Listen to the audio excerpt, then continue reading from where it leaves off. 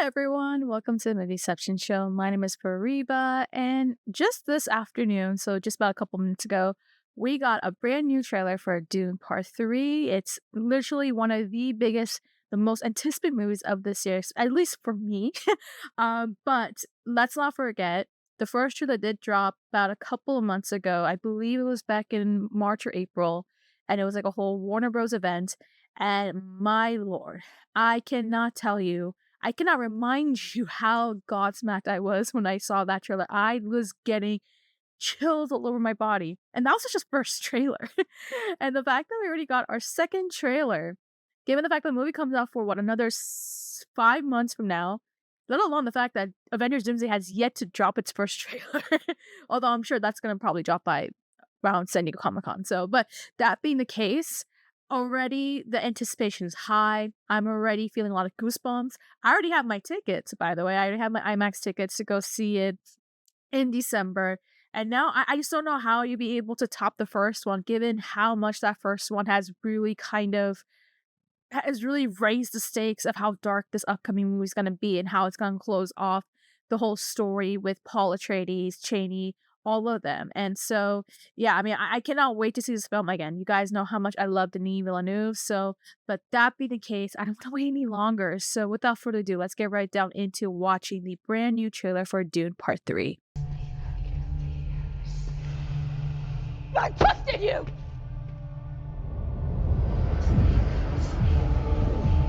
You promised me that you would never take power in your name. You convinced me that this was your home. Oh, the pregnancy. Okay. That I was your home.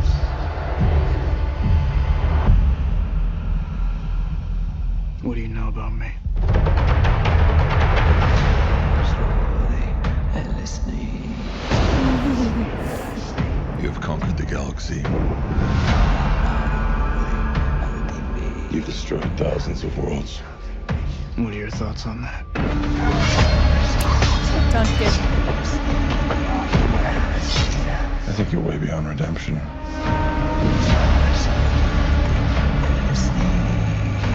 Why are you here? To deliver a peace proposal.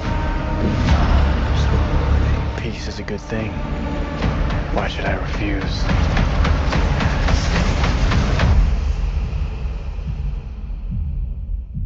Because it's meant to destroy you. We plan to strike at the core of Imperial power. You intend to kill Paul? Regime change. Idiot. You've just signed our death warrants.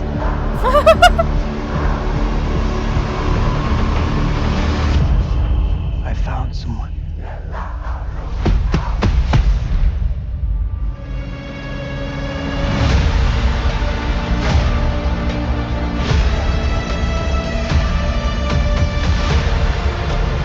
The future has a way of talking to me. I can't see what's ahead. How does it feel to be human like everyone else, Paul Atreides?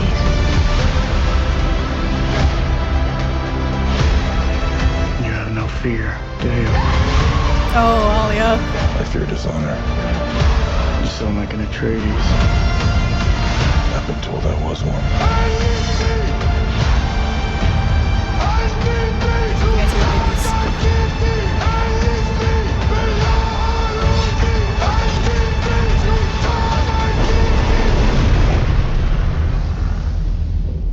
Forgive me for all I've done.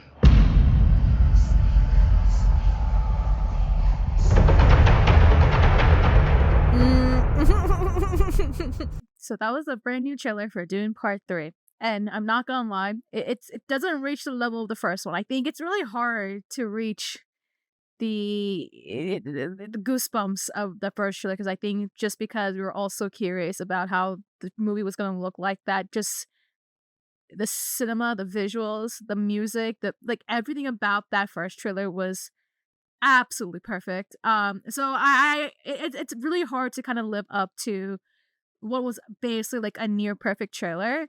But that being the case, I think this is also expected for a second trailer where we get a little bit more details of what the movie is going to be about, what we're anticipating.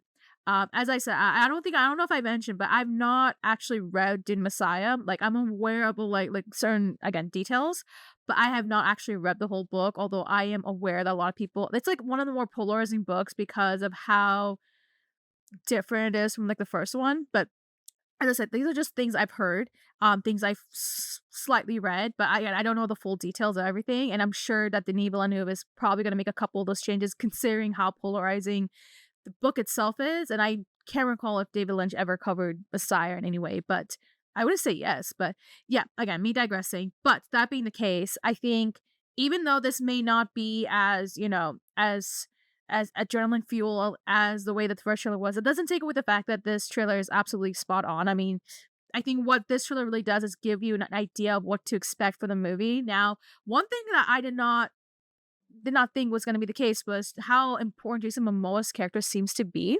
Now, I'm aware that he is playing a clone, that or like he's playing some kind of clone. So this is not the original Duck on Idaho that we saw from the first movie. It seems as though that there's something that has happened that we now see a clone version of him. So which is why he's back in this movie, which again I already had figured was going to be the case. But I don't know, like, something is just telling me like, considering the fact that Jason Momoa is the type of actor who is really known to kind of exude a lot more of characters that kind of more of his personality, like we've seen with Aquaman, what we've seen with recently with Lobo, that, with Duncan Idaho, he does seem like a very different character, like someone that isn't as close to Jason Momoa in terms of his personality. And I have to say, like, just what I've seen so far with with the new footage that we've seen so far, I think the one person that's really stands out aside from Timothee Chalamet, because I mean, let's be honest, Timothee Chalamet is really killing it as Paul Atreides, no pun intended. But aside from Paul Atreides, I think the one other person that really stood out to be like a really big character was Jason Momoa as Duncan Idaho, or at least a clone version of Duncan Idaho.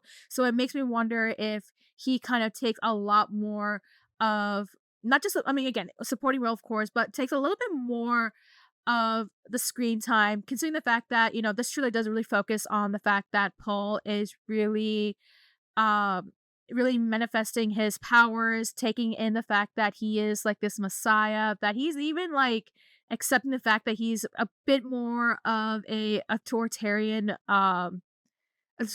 emperor type of person. And so it's like you can really see like how bad the fascism looks like. Like he's really embracing it. Whereas you can see in a sense also how that's also, I'm sorry, I'm saying also a lot, but because I'm trying to like process everything. But what I'm trying to say is that this trailer does showcase Paul in a sense where he's now embraced his powers, that he's now embraced this, messianic figure that he's now inherited because everyone kept saying that he is the son al Gaib, or that he's the Messiah that everyone had figured he was because he's displaying certain traits. Yet that can be very dangerous because once you start to really embrace those kinds of titles, those traits, those personalities, like you really start to kind of become so ingrained with those titles that it does get overreaching to the point where you lose what was the real version of yourself. And of course we know like he drank that blue thing, so that kind of led to these events, and that itself is causing some conflict between him and Chani, which I'm very curious how they're going to continue making those changes, because from what I'm aware of, Chani like just basically followed uh Paul, but from the looks of it here, that's going to be one of the key changes going into third film, where there seems to be a lot more conflict between them. So I'm sure that that's also going to become another key plot detail going into this movie. But that being the case, like we do see a lot of what's going on. We do see the fact that Robert Pattinson, I can't remember what his character's name is, but I know he's playing the villain.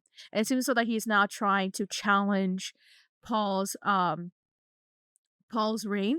And I'm sure it's getting to the point where because he's being such a fascist leader, that he's becoming such a tyrant, that I'm sure there's a lot of people who would want to challenge his authority and take over the emperor title from him, and maybe for something different, right?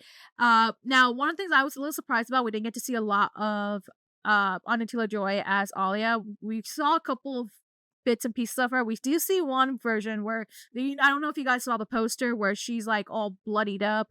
We see her in like that one scene right there. So, but we don't see a whole lot of Alia. We do see Florence Pugh. We see a poster version of her as well in this movie. I don't think I've seen Josh Brolin, although I'm pretty sure he's supposed to be in this movie. Maybe I'm just wrong. I might have to look that up. But I would say this. I think looking at this new trailer, it doesn't take away the fact that I'm very excited to see this movie. I think it doesn't reach to the levels that I felt with the feels that I felt with the first trailer. But I think it also makes sense because of the purpose of what the second trailer is, which is to showcase that this is what the plot details are. That's usually how the second trailer turns out to be.